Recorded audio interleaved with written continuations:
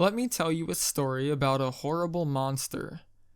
Like most horrible monsters, she was a small, pretty girl. I met her in elementary school, before she became a terrifying beast. I didn't actually become friends with her until high school. Before that, she was a fairly normal child, I believe. But around the start of high school, she started to change. Or rather, everyone else did. Boys started working out and idolizing rock stars. Girls started wearing tight clothes and fucking everything that moved. But she stayed the same. She called herself Baby. While the other students started finding interest in the opposite sex, Baby still found interest in stuffed animals and fluffy skirts. Being a true robot, I had no friends when I started high school. Like a lot of you, the first lunch period of freshman year, I had nowhere to sit. There was one completely empty table behind the disabled kids, which I assume was empty because no one wanted to sit by the disabled kids. But I had nowhere else. I sat down at the table on the far side of the kid who was listening to headphones and rocking enthusiastically. I have nothing against disabled kids. He was just rocking into the chair behind him. Shortly after I sat down and accepted that I would die alone as all robots do, something fluffy and pink appeared in the corner of my eye. I looked up. It was a pretty girl. I said, hello. She smiled at me vacantly and said, "May I sit with you?" Not realizing that she was just being polite, not that she hadn't heard me, I breathed a sigh of relief and said, "Sure."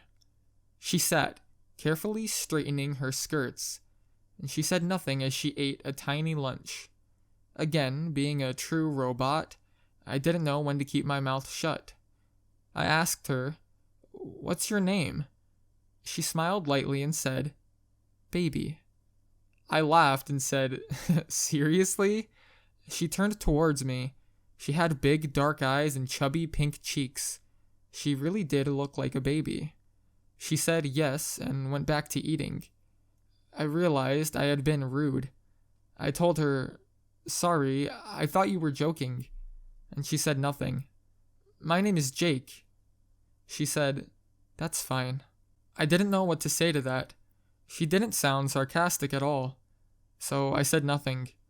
We sat together at lunch every day for the rest of the year, saying nothing every single day. There's nothing wrong with any of that though. Not really.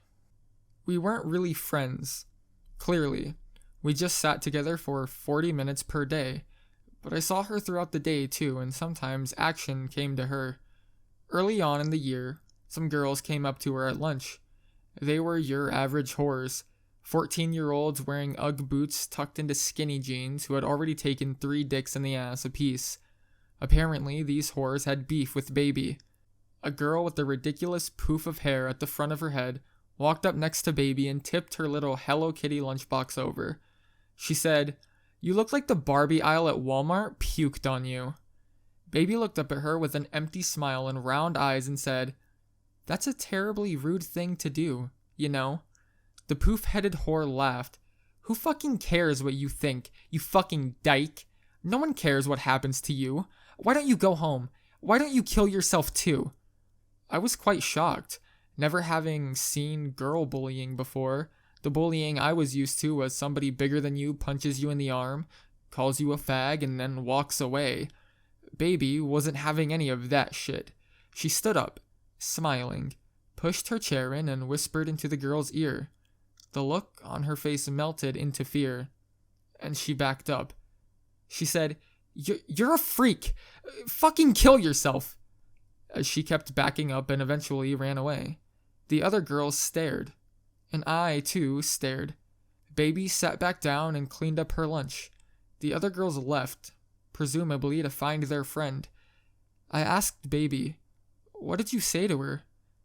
Baby said, "Nothing that wasn't true." That was a little unusual. Baby was the calmest person I had ever met. A few other instances of girl bullying happened, but every time Baby gave them no fun reaction, so it stopped fairly quickly. But one day, something awful happened. As Baby and I were leaving the cafeteria, and Baby was going to the library to skip gym as usual, someone spilled soup on her. Now, even as a normal person, it sucks when someone spills food on you. But for Baby, someone spilling food on you is comparable to being burned with a fireplace poker. She shrieked as though she had just seen a baby carriage hit by a car. The boy who did it was grinning like a little faggot, and his friend elbowed him and said, "Oops." Baby wasn't having none of that shit. She grabbed his face with her long, decorated fingernails and dug at his eyes. His friend left him and ran. Everyone around us ran too. The boy flailed and punched her as he tried to get away. I stood and watched because I'm fucking useless. The principal and school monitor came running in. Eventually, a lunch lady had run to the office and told them what was happening. They pulled her off of him, her little pink Mary Jane's kicking. She screamed, "My brand!" as they carried her away. It was fucking crazy. The boy was mostly okay. Baby didn't show up at school for a month. I figured that she had been expelled or sent to an alternative school. But then, a month later, Baby came back in a fluffy mint green dress and little mint green matching shoes, smiling her vacant smile like nothing had happened. At first, I was hit with a rush of joy. She was back. My lunch friend was back. But then I remembered this girl violently assaulted a boy for pouring soup on her. I was still excited though. I asked, "Baby, how are you? Where have you been?" Baby's smile seemed to become less doll-like and more genuine. Maybe she thought it was nice that someone had missed her. She said, "I go to the hospital sometimes. They just need to make sure I'm all right." "Oh, did you get burned by it or something?" "No." "Oh, so like a mental hospital?" "Yeah, like that." "So you didn't get in trouble or anything?" "No, the boy was in the wrong. He did a horrible thing and he was punished for it. I did nothing wrong. Why would I get in trouble?" "Maybe because you clawed a guy's eye out?" But I said, "Oh, I was just wondering." And that was the last we spoke of it. Maybe girls really do get special treatment. Been eating lunch with Baby for almost the whole year. Summer is coming. Baby actually talks to me. "Would you like to come over to my house?" Pretty girl asking me to come over? She did maul a baby. But she's a girl and I might get to touch a boob. Yes. Wonderful. I'd like to have you over tomorrow at noon. Is that alright? Yeah. Good. Home on Sunday. Getting ready to go over. Mom doesn't want me to go. She knows about the attack. Tell Mom not to cockblock me. Dad agrees. She gives up. Dad drives me to her house. Baby greets me at the door. "Hello. Please come in. I hope you didn't have any trouble finding your way here." No trouble." Boob on my mind. Boob on my mind. I might touch a boob today. Walk through the living room. Her parents are there. They say hello. They both look me up and down. I guess I didn't look so good, or at least not what they would expect her to bring home. They look normal, and so does the house. I'm just a dumpy little fat man. Her dad says to leave the door open. She says, "Yes, of course, Daddy." As she leads me upstairs, she quietly says, "Daddy is always afraid that I'll let some dirty, nasty boy touch me and get me pregnant." Oh. She opens the door to her room. It's a baby's room, yes. The floor is covered in a large, fluffy pink rug. The giant bed has a fluffy blanket on it. Stuffed animals fucking everywhere. They're everywhere. There's a human-sized stuffed bear sitting at one of those short Japanese tables. There are cups and a teapot sitting on the table. She gestures me in. I walk in. She says to take off my shoes, and I do. She tells me to sit, and I do. Next to the bear, his unseeing eyes stare out into the fluff. She sits with us. She starts to pour us tea, and she offers me a cup. I thank her, and I start to sip. She says, "Careful. It tastes horrible and burn-y." I spit it back into the cup. It's whiskey. I hold my little cup and stare at her. She says, "You don't like it? I can get you something else." I tell her it's fine, just because I don't want to get my eyes gouged out. We sit the bear and sip our whiskey. She finally says, "So? I'm sorry? So what do you think?" "Of what?" "My room. What do you think of my room?" "It's nice." She smiled and nodded, pleased. The bear sighed in relief. "Would you like to come over again sometime?" "Okay." "Wonderful. I'm quite fond of you. You don't put up a fight like other people. You're better than them, you know." "Thanks. I like you too." We sat in silence for several more hours. Her mom brought us tea cakes at some point, and I went home hammered. First day of sophomore year. Everyone getting into their groups for the year. I keep my eye out for Baby all morning. I haven't seen her or heard from her since early summer. I keep my eye out for Baby all morning. I haven't seen or heard from her since early summer. The bell rings for class to start. Oh no. Did she move or something? I go to class very disappointed. All the classes are half length today because it's the first day. About 10 minutes into my third class, foods and cooking, Baby saunters in. Looks like pick related, but in black and mint. Her face looks so sweet but so empty. She turns to the teacher and says, "I'm very sorry I'm late. I hope I'm not interrupting."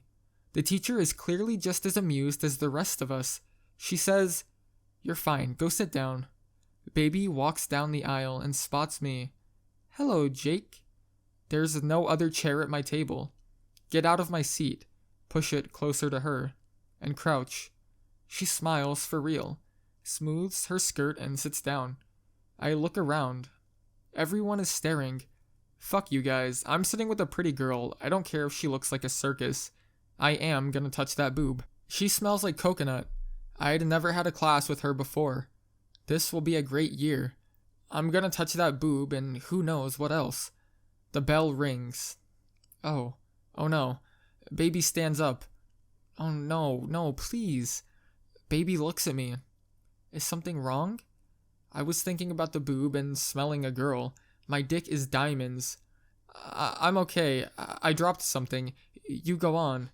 She stares. No, you didn't. What do I do? Why, God, why would you do this? I was going to touch the boob and who knows what else. She grins suddenly. Oh, I see. I hope you find it. And she skips away. Tuck my dick into my waistband and drag my shame with me to my next class. Baby started talking to me more in sophomore year, which is great, by the way, because at least I have some wild memories. Baby has her driver's permit. Having a permit means you can drive, but only if you have an adult in the car with you. Baby's car had tinted windows, so Baby wasn't having none of that shit. Turns out, Baby loves driving. She asks me one night if I want to go somewhere. Yeah, her room. The park, I guess? I think that would be lovely. Be ready at 5. I do as I am told. For some reason, I just don't argue with Baby. Baby pulls up at my house at 5. I had no warning to her arrival because the house started shaking and a car alarm got set off by her music. I had warning to her arrival because the house started shaking and a car alarm got set off by her music. Her dad's, I believe, car looks fancy. It's all black and shiny and shit. It bounces as the music inside blares. The passenger door swings open. Power metal blasts me in the face. I cover my ears on reflex. Can't even keep my cool for a second in front of a girl. She sees my discomfort and turns it off. Sorry about that. I wasn't thinking. It's okay. I get in. So, do you still want to go to the park? Oh, wasn't that the plan? Sure, that's fine. I just wondered if there was somewhere else you'd rather go. I just sit there like a fucking idiot. The park it is. She smiles that chubby-cheeked smile at me. She's a surprisingly good driver for someone with presumably no experience. But then, we aren't taking any roads I know that would lead to the park. I ask, where are we going? I just want to show you something first. Dear God, let it be the boob. Oh, okay. And that's what I like about you, Jake. You don't question. You don't argue. You just know that I know what's best. You're one of the good ones, Jake. Don't let anyone tell you otherwise. Okay, that's not right. Thank you. We drive for a long time. It's late fall, so it starts getting dark. She hasn't really said anything else since. I'm getting a little creeped out. She pulls over. We're in the middle of nowhere. It's just woods.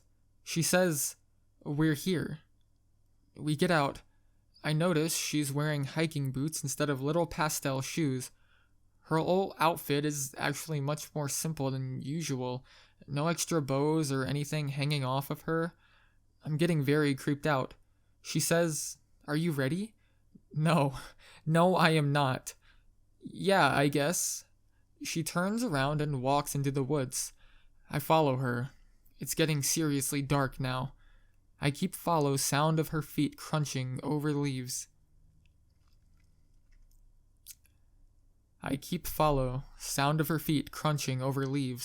Until the sound stops and she turns on a flashlight. We're standing in front of a house. A shitty old house that nature took back. She smiles. Now we're really here. This is some Blair Witch bullshit. I'm not making any move. She holds her milky little hand out. Come with me. I'm sorry. I don't want to go in there. Are you afraid? Yes. Are you afraid of me? No. Then you shouldn't be afraid of anything. What? Take my hand. I still hesitate for a second, but I take her hand. She shines the flashlight at the floor and leads me in. I think it's an old farmhouse. She leads me in almost a circle through the house, to 2 staircases side by side. One goes up and one goes down. Which one do you want to follow? Whichever one leads the fuck out of here. Whichever one you want. She lets go of my hand and steps in front of me. She just stares at me for a while, not smiling. I'm glad I found you. She turns away and starts to disappear down the stairs. I follow. The basement really shows how ancient this house is. The stairs are made of stone. They're slippery with what feels like mud. The flashlight hits the walls occasionally. From what I can tell, they're mostly just dirt. Please don't let me die having a goddamn farmhouse fall on me in the woods. Actually, please don't let me die out here at all. This has gotten way out of my control. We get to the bottom. It smells wet and coppery. The floor is just dirt. This is a Saw movie, isn't it? She says, I'm going to show you something. You won't tell anyone. Okay. She shines the light at the far wall. It's full of tools. Saws, hammers, things I don't recognize. Saws, more sharp things. Saws. This is literally a Saw movie now. I was just being a pussy before. I stare in horror for a long time. I finally look at her. She's just staring at me. Her eyes are wide and she's breathing hard. Well, what do you think? Tell me what you think about what you're seeing right now. I'm scared. She keeps staring and huffing for a while. She finally stops and regains her normal blank face. She walks back over to me slowly, and I back away. Stop. Don't run from me. I try to stop. She wraps her arm around my waist. She turns the flashlight off. Please, God, no. No, I don't deserve this. I never even touched the boob. She says, I am very fond of you. I don't want you to be afraid of me. You never question me. You don't argue or disagree. You do everything I ask of you. You must really trust me. I just wanted to touch the boob, you crazy bitch. You're better than all the others. You deserve more. I want you to be mine. Would you like that? Well, if the other option is to get murdered in a cabin in the woods, yes. Wonderful. She turned the flashlight back on. She led me upstairs and back through the woods, into the car that thankfully hadn't been stolen or towed. We said nothing on the entire drive back to my house. And so, it really begins. Lunch the following Monday. Baby asks if I'll come over to her house that afternoon. Although now we both know I don't really have a choice. I agree. I quickly say that I'll have my dad drive me, so she doesn't have the opportunity to take me back to whatever the fuck that shit was. She says that's fine. That Monday, Mom says she doesn't want me to stay out as late as I did last time. Yeah, me neither. Dad drives me over and congratulates me on having a girlfriend. He says he was worried I might be a fancy lad since I went so long without interest in girls. Dad, can you not? He pulls something out of his wallet and gives it to me. He says, don't say anything. It's just in case. I don't want you to ruin your life over getting a girl pregnant so young. Dad, maybe you should be worried about serial killers or cat stranglers. Turns out there's way worse shit than teenage girls can do than get pregnant. Thanks. I get out. I go to her door. Door pops open before I knock. Hello. Please come in. Why bother being so polite all the time? A polite kidnapper is still a kidnapper. Upstairs. She closes the door behind us.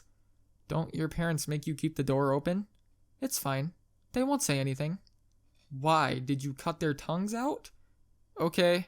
We sit at the little table. The bear from before now has a matching giant friend. Nothing much has changed in here except the addition of many stuffed animals and a new computer. Are you feeling all right? Yeah. She stares. You're upset about it, aren't you? Yeah. Tell me why. Because you're apparently killing people out in a shed somewhere. No. I have never killed anyone in my entire life. Don't say that. Don't think that. I do not kill people. Okay. Believe me. How am I supposed to believe you when you took me out there and showed me all of that? She looked angry. Her little pink lips pouted. You always believe me.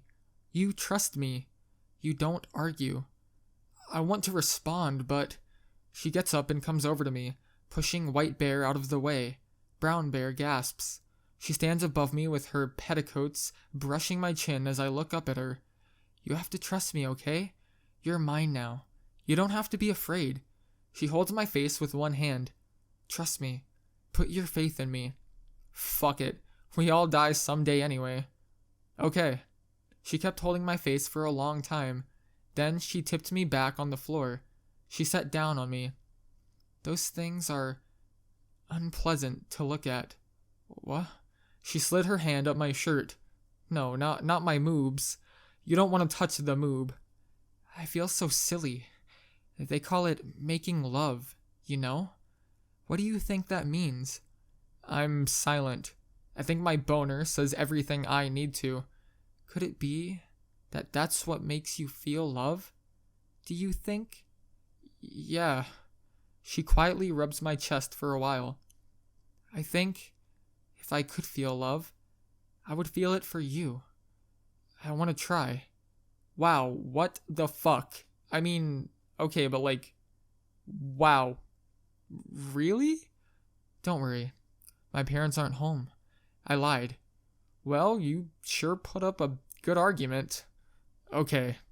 Bear turned away in disgust. Baby stood. She took off her socks. She unlaced her dress. She took off her blouse and petticoats and undershirt and bloomers.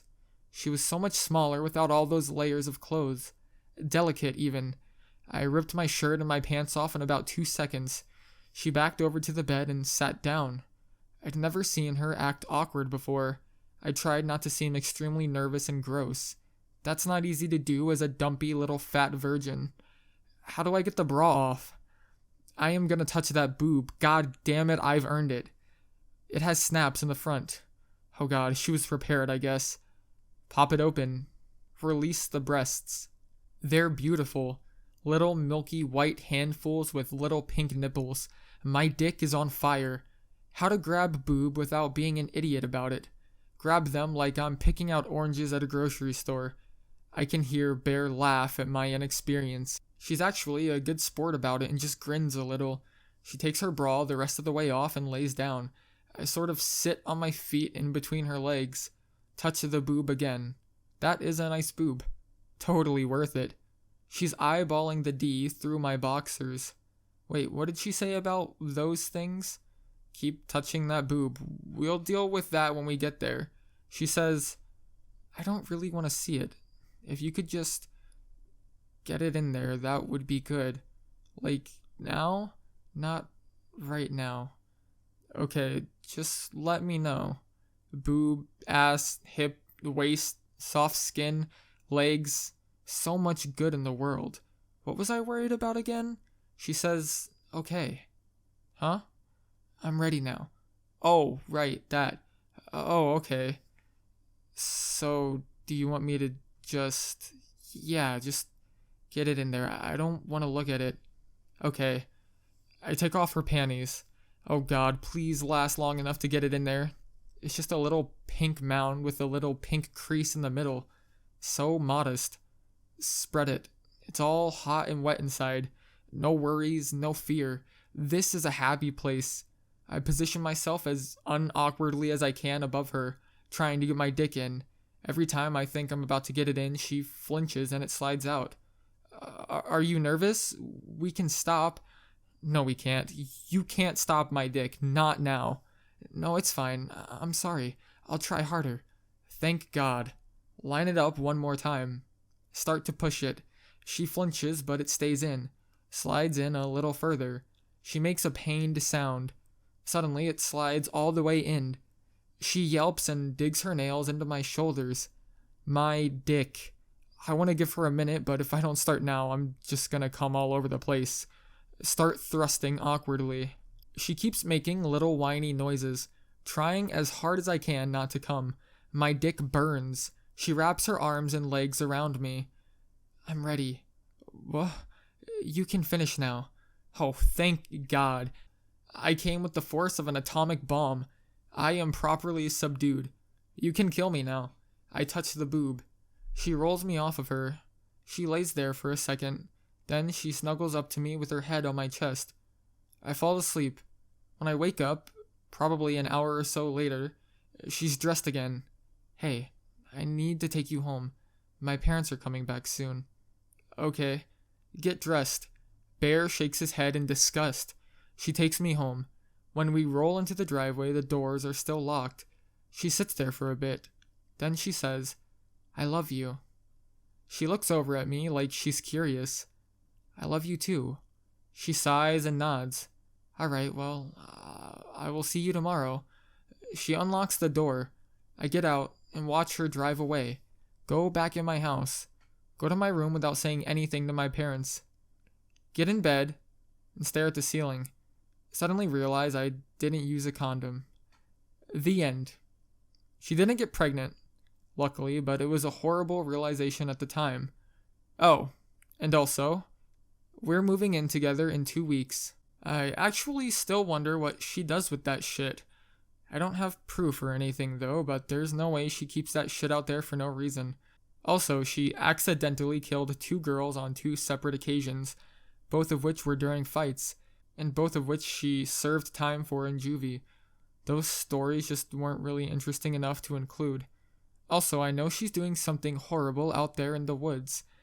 I'm kind of hoping that if I turn up missing after we move in, the police will search my internet history, find this, and know what's up. For real. That's the end though.